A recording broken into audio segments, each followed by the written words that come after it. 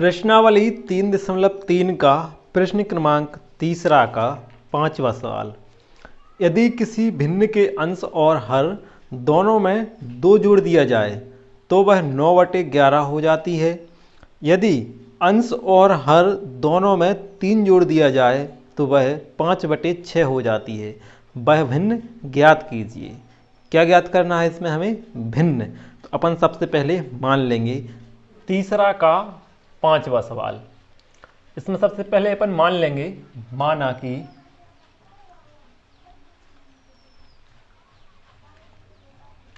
वह भिन्न। देखो भिन्न ज्ञात करना है तो अपन मान लेंगे वह भिन्न x/y है।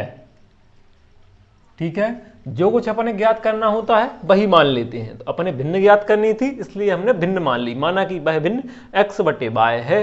अब मानने के बाद अपने क्या करते हैं? प्रश्नानुसार लिखते हैं। तो यहां लिख दो प्रश्नानुसार।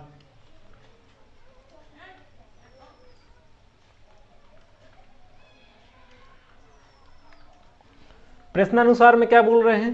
पहली शर्त से। तो अपन लिख देंगे सबसे पहले पहला नंबर डाल दो और लिख दो पहली शर्त से। पहली शर्त में क्या बोल रहे हैं? देखो किसी भिन्न के अंश और हर दोनों में 2 जोड़ दें तो अंश में भी 2 जोड़ दो और हर में भी 2 जोड़ दो। तो जोड़ दो। अंश अपना क्या है? x, और इसमें अपन ने 2 जोड़ दिया 2, और हर है अपना y, तो अपन ने y में भी जोड़ दिया 2। इतना समझ में आया? अब अंश और हर में अगर 2 जोड़ दें तो क्या हो जाता है? वह भिन्न किस रूप की हो जाती है? 9/11। आया समझ में? तो अपन ने बराबर में लिख लिया 9/11। जो भी हो जाती है उसे अपन क्या लगा लेंगे? बराबर लगा के लिख लेते हैं हमेशा 9/11। इस तरह से। इतना समझ में आया? अब देखो अभी ये समीकरण नहीं बना अपना, तो इसे समीकरण नंबर 1 नाम नहीं देना है, इसको समझो। ये देखो यहाँ भी बटे वाली आ रही, यहाँ भी बटे वाली आ रही, और जब भी बटे वाली संख्या आए और बीच में लगा हो बराबर, सिर्फ इसी सवाल में नहीं कहीं भी बटे वाली आ रही हो और बीच में लगा हो बराबर, तो उनका होता है क्या? कैंची गुणा। कौन सा गुणा होता है? कैंची। कैंची अपन जानते हैं, मतलब ऊपर वाले का नीचे हो जाएगा और इस ऊपर वाले का इस तरफ के नीचे हो जाएगा। तो कर लो, मतलब जो x+2 है इसमें गुणा कितने का करेंगे अपन? 11 का। और जो 9 का गुणा करेंगे अपन y+2 में। तो कर लो, सबसे पहले इसमें गुणा कर लेते हैं। तो इसमें गुणा किसका होगा? 11 का, कैंची गुणा। तो 11 का गुणा अपन को इसमें भी करना है और इसमें भी करना है। तो सबसे पहले 11 का गुणा जब x में होगा तो कितना हो जाएगा? 11x। ठीक है, फिर प्लस का चिन्ह लगा है तो हमने लगा लिया प्लस का चिन्ह। और देखो 11 का गुणा इस 2 में भी होगा, है ना? तो 11 दूनी 22, दोनों में होगा गुणा। ठीक है, 11 का गुणा हमने x में कर दिया और 11 का गुणा 2 में भी कर दिया। अब कहाँ आ गए अपन? तो अब आ जाते हैं अपन कहाँ पर? बराबर पर। ध्यान देना है, कहाँ आ गए अपन? बराबर पर। तो हमने लिख लिया बराबर, बराबर का चिन्ह लगा लिया। इसका गुणा तो हो गया, बराबर का चिन्ह भी लग गया, तो इन दोनों का काम खत्म। अब कहाँ आ गए अपन? 9 पर। अब 9 का गुणा किस में करेंगे अपन? इसमें, y में भी और 2 में भी। तो कर लो, 9 का गुणा y में होगा तो हो जाएगा 9y, फिर प्लस का चिन्ह, और फिर 9 का गुणा 2 में करेंगे तो 9 दूनी हो जाएगा 18। इतना समझ में आ गया? अब अपन को क्या करना है? तो अपने सिंपल सी बात है, अपन को देखो इस तरफ भी आ रहा है चर, इस तरफ भी आ रहा है चर, तो चर चर एक तरफ कर लो और जो अचर हैं उनको एक तरफ कर दो। यानी कि यहाँ से अपन 9y का पक्षांतर करके लाएंगे इस तरफ, तो 9y इस तरफ आ जाएगा, और 22 का कर देंगे पक्षांतर तो 22 उस तरफ चला जाएगा। ठीक है, तो यहाँ लिख ले रहे हैं अपन। देखो 11x से तो नहीं बोल रहे हैं, तो हमने 11x तो हमने ज्यों में लिख लिया। इतना समझ में आ गया? अब इसके बाद देखो दूसरा चर, अब 22 को नहीं लिखना है अपन को, ये तो अचर है, इसको तो अपन उस तरफ ले जा रहे हैं। ठीक है, तो इसको नहीं लिखना है, यहाँ से 9y को इस तरफ ला रहे हैं। तो अभी इसके आगे प्लस का चिन्ह है तो इस तरफ आके हो जाएगा माइनस के चिन्ह, तो माइनस के 9y। इतना समझ में आ गया? अब देखो चर पूरे लिखा गए, ये भी चर लिखा गया, ये वाला भी चर लिखा गया, दोनों चर लिखा गए। तो अब लगा लो बराबर का चिन्ह। इसके बाद देखो 22 नहीं लिखना है, क्योंकि इसका तो अपन कर रहे हैं पक्षांतर। अपन है पहले लिखना है 18, जो बराबर किस तरफ लिखे हैं ना, यहाँ इस तरफ 18 बचे कि नहीं? तो देखो 18 तो हम 18 का भी पक्षांतर नहीं किया। 18 देखो अभी भी दाहिने तरफ लिखे थे और अभी भी दाहिनी तरफ लिखे हैं, तो 18 तो हमने ज्यों को त्यों यहीं की ही उतार दिए, और 22 को अपन ले जा रहे हैं उस तरफ 18 की तरफ। तो 22 के आगे प्लस का चिन्ह इस तरफ आके हो जाएगा माइनस का चिन्ह, तो हो गए माइनस के 22। क्लियर। अब क्या हो रहा है, तो इनको तो अपन ज्यों को त्यों लिख देंगे, और देखो इनमें हो जाएगा घटाना, तो घटा दो, 11x ज्यों का त्यों लिखा माइनस और 9y, ये तो हमने ज्यों का त्यों लिख दिया। अब बराबर पर आ गया तो हमने बराबर का चिन्ह लगा लिया। अब 18 और 22 घट रहे हैं, तो 22 में से जब 18 जाएंगे तो क्या बचेगा, माइनस का 4। माइनस क्यों, क्योंकि बड़ी संख्या के आगे माइनस का चिन्ह है। क्लियर। अब देखो, अब ये बन गया एक समीकरण, तो अब दे देना है इसे हमें समीकरण नंबर 1 नाम। क्लियर। अब समीकरण जब नंबर 1 नाम दे देते हैं तो अपनी पहली शर्त का काम हो गया पूरा। अब अपन लिखेंगे दूसरी शर्त से। क्या लिख दिया हमने, दूसरी शर्त से।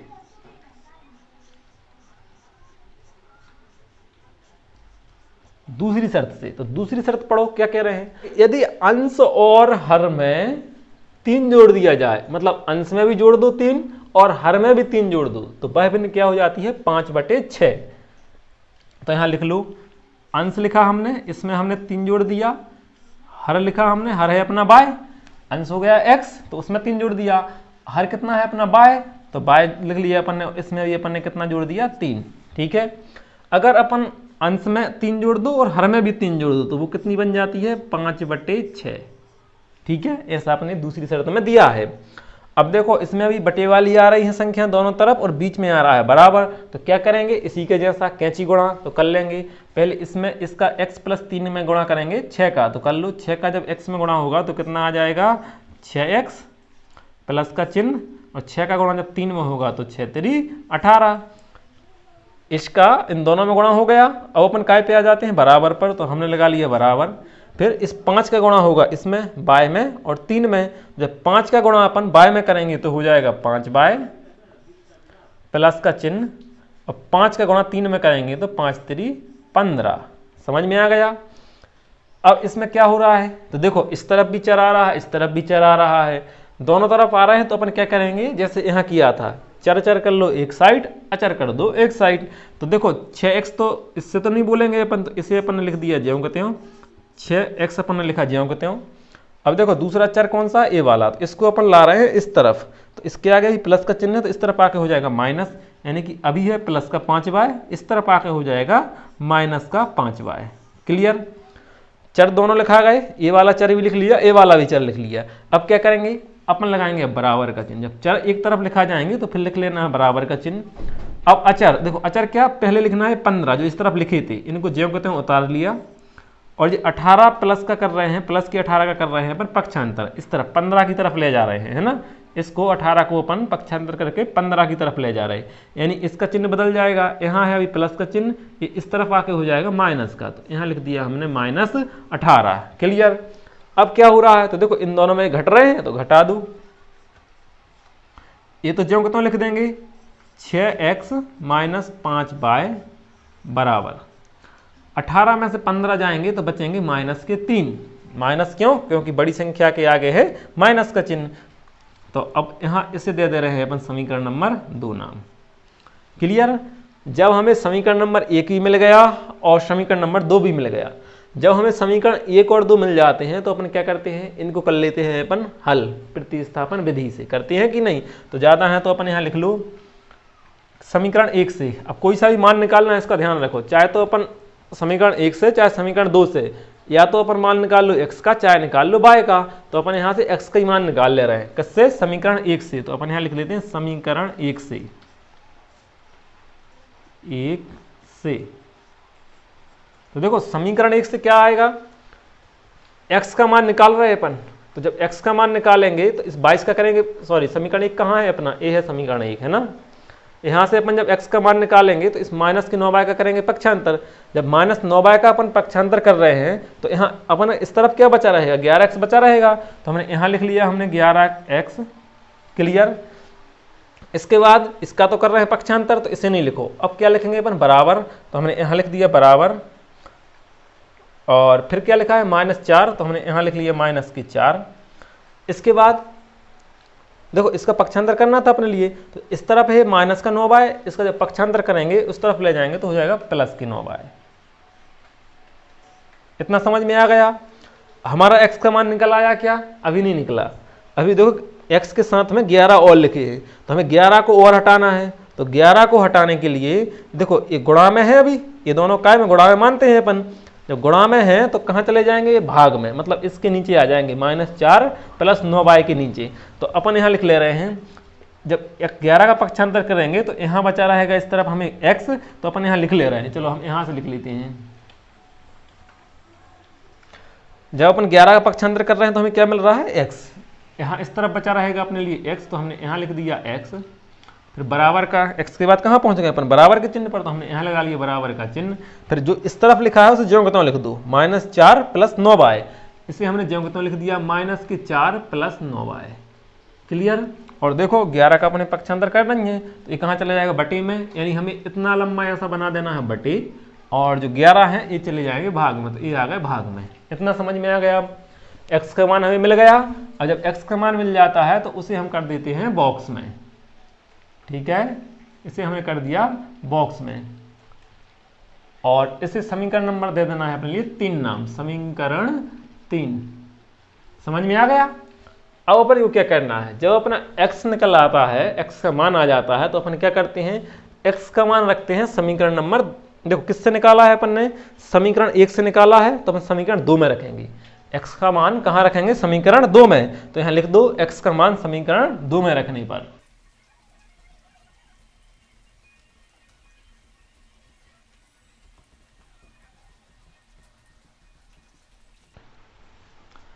x का मान समीकरण 2 में रखने पर, तो देखो x का मान कहाँ है, x का मान अपना a है, इसे सब कहाँ रखना है, समीकरण 2 में। तो समीकरण 2 देखो, समीकरण 2 हमारा a है, उस पर रख लेना है अंगुली, और सबसे पहले देखो, सबसे पहले क्या लिखा है 6, तो हमने यहाँ लिख दिया 6। क्लियर। फिर देखो क्या लिखा है x, तो x का तो अपन मान रखना है, तो x की जगह अपन क्या लिखेंगे, ये -4 + 9y बटे 11, तो हम लिख लेते हैं। इन दोनों के बीच में मानते हैं अपन गुणा का चिन्ह, तो हमने यहाँ लगा दिया गुणा का चिन्ह, और एक कोष्टक लगा के ये x को हटा दे रहे हैं, और x की जगह हम रख रहे हैं मान। क्या लिखा है मान में, -4 + 9y बटे में 11। समझ में आया, ये मान रखा गया पूरा, अपन कर देना है कोष्टक बंद। ठीक है, आया समझ में। अब इसके बाद देखो कहाँ तक पहुंचे अपन, समीकरण 2 को ही देखना है। समीकरण 2 में हम कहाँ तक पहुंच गए, यहाँ x तक, x का मान रखा गया। अब काय पे पहुंच रहे, ये है अपना समीकरण नंबर 2, x तक पहुंच गए। अब x के बाद कहाँ पहुंचेंगे अपन, माइनस के चिन्ह पर, तो यहाँ लगाएंगे माइनस का चिन्ह। फिर काय पे पहुंच रहे, 5y पर, तो हमने लिख दिया यहाँ -5y। इसके बाद बराबर और -3, तो हमने यहाँ लिख दिया -3। इतना समझ में आया। इस तरह से हमने x का मान रख लिया। x का मान रखने के बाद अपन को क्या करना है, इस कोष्टक को करना है हल। तो कोष्टक को हल कैसे करेंगे अपन, 6 का गुणा -4 में करेंगे, और 6 का गुणा +9y में करेंगे, दोनों में करना है गुणा। तो कर लो। सबसे पहले अपन जब 6 का गुणा -4 में करेंगे तो माइनस का चिन्ह आ गया, और 6 चौको 24, फिर प्लस का चिन्ह है तो हमने लगा लिया प्लस का चिन्ह।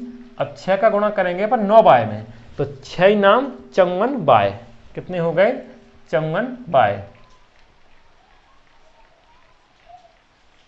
ठीक है, 6 का गुणा दोनों में हो गया। अब वही बटे की लाइन बनी है तो यहाँ अपन बटे लगा लेंगे। इसके बाद नीचे 11 लिखा है तो हम इनके नीचे 11 भी लिख देंगे। इतना समझ में आ रहा है ना। अब कहाँ तक पहुँचे अपन, माइनस के चिन्ह पर, तो हमने लगा लिया माइनस का चिन्ह। फिर लिखे 5y, तो हमने यहाँ लिख दिया 5y। फिर बराबर का चिन्ह है, बराबर का चिन्ह, और -3 है तो हमने लिख दिया -3। इतना समझ में आ गया। अब देखो क्या करते हैं अपन, इस 11 को नीचे से हटाते हैं। तो 11 को नीचे से हटाने के लिए अपन क्या करते हैं, इस 11 का इसमें गुणा कर देंगे और इसमें गुणा कर देंगे। 11 का इन दोनों में गुणा कर देंगे। जहां तक ये बटे बना है उनके ऊपर गुणा नहीं करना है ना, सिर्फ इसमें और इसमें। ठीक है, तो ये -24 + 54y तो अपन ज्यों को त्यों लिख देंगे। तो लिख दो -24 + 54y, ज्यों को त्यों लिख दिए। माइनस का लगाएंगे चिन्ह, और 11 का करेंगे 5y में गुणा, तो कितने हो जाएंगे, 11 × 5 = 55y। यहाँ हो गए 55y। समझ में आ गया। और फिर बराबर का चिन्ह लगाएंगे। अब देखो 11 का गुणा अपन को -3 में भी करना है, तो माइनस का चिन्ह और 11 × 3 = 33। समझ में आ गया इतना। अब देखो नीचे से 11 हट गया, 11 का अपन इसमें और इसमें गुणा कर दिया तो नीचे से 11 हट गया। अब क्या हो रहा है आगे अगली स्टेप में, तो देखो यहाँ भी लिखे हैं 54y और यहाँ लिखे हैं 55y। यहाँ लगा है माइनस का चिन्ह, यहाँ लगा है प्लस का चिन्ह, असमान चिन्ह हो रहे यानी घट जाएंगे, तो घटा लो। सबसे पहले अपन माइनस के 24 तो अपने ज्यों त्यों लिख देंगे, हम यहाँ लिख देते हैं थोड़े, माइनस के 24 हमने ज्यों त्यों लिख दिया, और 55 बाय में से 54 बाय जाएंगे तो क्या बचेगा 1 बाय, तो हमने लिख दिया माइनस का 1 बाय। अब माइनस क्यों, क्योंकि बड़ी संख्या के आगे है माइनस का चिन्ह, ठीक है।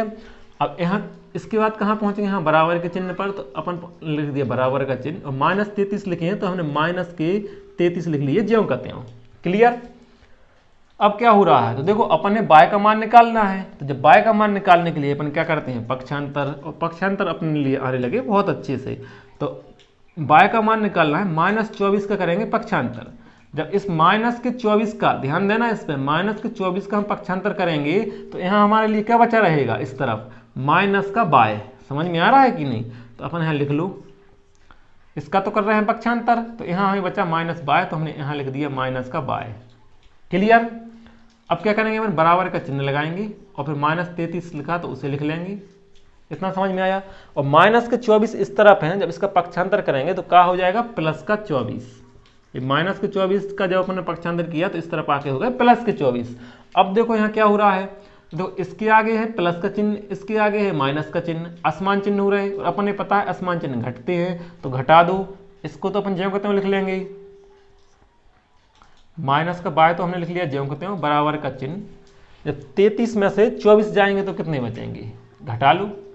ये हमने लिखा 33, नीचे लिख लिया हमने 24, तो 13 में से 4 गए तो कितने बचे 9, और इसने इसको 1 दिया था तो यहाँ बचे थे 2, यानी कि 2 में से 2 जाएंगे तो बचेगा 0, तो 0 आगे लिखने की जरूरत नहीं है। मतलब जब अपने 33 में से 24 घटाए तो अपने क्या मिल रहा है, माइनस का 9। अभी -9 क्यों, क्योंकि बड़ी संख्या के आगे है माइनस का चिन्ह। इतना समझ में आ गया। अब इसके बाद क्या होगा, देखो जब बराबर लगा हो और यहाँ भी एक पद हो यहाँ भी एक पद हो, बराबर के माइनस कट जाते हैं इस तरफ का, तो मतलब इस माइनस से बराबर में ये वाला माइनस कट गया। समझ में आ गया, माइनस से माइनस खत्म, ठीक है। अब अपन यहाँ क्या बचा, यहाँ बचा हमारे लिए बाय, क्योंकि माइनस तो कट गया, और यहाँ बचा बराबर में 9। इतना समझ में आ गया, माइनस से माइनस तो कैंसिल हो गए, ठीक है। अब बाय का मान निकल आया है, अब अपन क्या करेंगे, बाय के मान को रख देंगे समीकरण नंबर 3 में। बाय के मान को कहाँ रखना है अपने, समीकरण नंबर 3 में। तो इफ दो समीकरण नंबर 3 अपना ये है, अपन लिख लो यहाँ पर पहले हिंदी कि बाय का मान समीकरण नंबर 3 में रखने पर।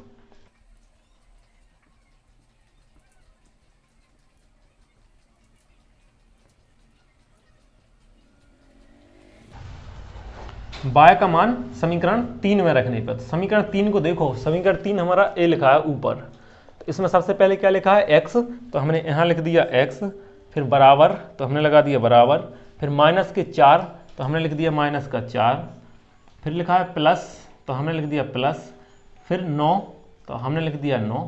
उसके बाद आ रहा है बाय, तो देखो बाय का तो अपन मान ही रखना है, तो बाय को हटा के अपन क्या लिख देंगे 9। इन दोनों के बीच में मानते हैं अपन गुणा का चिन्ह, तो यहाँ लगा दिया हमने गुणा का चिन्ह, और बाय की जगह क्या लिख दे रहे हैं अपन 9। बाय को हटा दिया और हमने ए वाला 9 लिख दिया, ठीक है। समझ में आ गया। ये प्लस 9 कौन सा था, यहाँ पर दिया है, और फिर गुणा का चिन्ह लगा के फिर बाय की जगह पर हमने लिख दिया ए वाला 9, ठीक है। इसके बाद क्या बच रहा है, तो देखो बटे का चिन्ह है और 11 लिखे, तो हमने यहाँ बटे का चिन्ह बनाया और लिख दिए 11। समझ में आ गया। पूरा समीकरण 3 ज्यों का त्यों उतारा, फिर बाय की जगह हमने लिखे 9। क्लियर। अब इसे हल कर लेंगे। हल करना अपने लिए आता है, सबसे पहले अपन क्या करेंगे, इनका गुणा, तो -4 तो अपन ज्यों का त्यों लिख लेंगे, x बराबर -4 तो हमने लिख दिया ज्यों का त्यों, और प्लस का चिन्ह लगा लिया, और 9 का 9 में गुणा करेंगे तो 9 नाम 81, कितने हो जाएंगे 81। समझ में आ रहा है ना। और बटे का चिन्ह बनाएंगे, बटे की लाइन बनाए और नीचे लिखेंगे 11, तो यहाँ लिख दो 11। समझ में आ गया। अब अपना यहाँ से क्या हो रहा है, देखो x बराबर 81 के आगे है प्लस का और 4 के आगे है माइनस का, असमान चिन्ह हो रहा है यानी घट जाएंगे, तो 81 में से जब 4 जाएंगे तो कितने बचेंगे 77, तो हमने लिख दिया 77, और प्लस का आएगा चिन्ह क्योंकि बड़ी संख्या है प्लस की, और बटे में क्या बचा हमें 11। क्लियर। तो 11 से कट रहे हैं, 11 एकम 11 और 11 7 77 कट गए, तो x का मान कितना आ गया 7, तो अपन यहाँ लिख दो x बराबर 7, ये हमने यहाँ लिख दिया। इसे x का मान निकल आया तो इसे भी कर दो बॉक्स में। क्लियर। अब इसके बाद अपन देखो x का मान मिल गया और y का भी मान मिल गया, तो वही तो ज्ञात करना था हमें, x का मान ज्ञात करना था और y का मान ज्ञात करना था। तो अपन लिख देंगे अतः, अतः डालेंगे, वह भिन्न x की जगह लिख देंगे 7 और y की जगह लिख देंगे 9। क्लियर। तो लिख दो अतः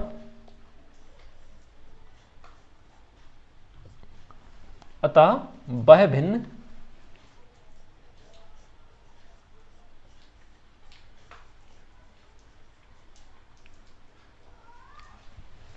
x की जगह कितना लिखना है अपने 7, तो हमने यहाँ लिख दिया 7 बटे, y लिखा है तो y की जगह क्या लिखना है अपने 9 फिर है। क्लियर। अतः वह भिन्न 7 बटे 9 है, ये अपना आ गया आंसर। क्लियर। तो इसे अब कर लो, यहाँ से उतारते जाना है यहाँ तक और इसके बाद आपको यहाँ से उतारना है यहाँ से यहाँ तक। ठीक है, बिल्कुल सिंपल है।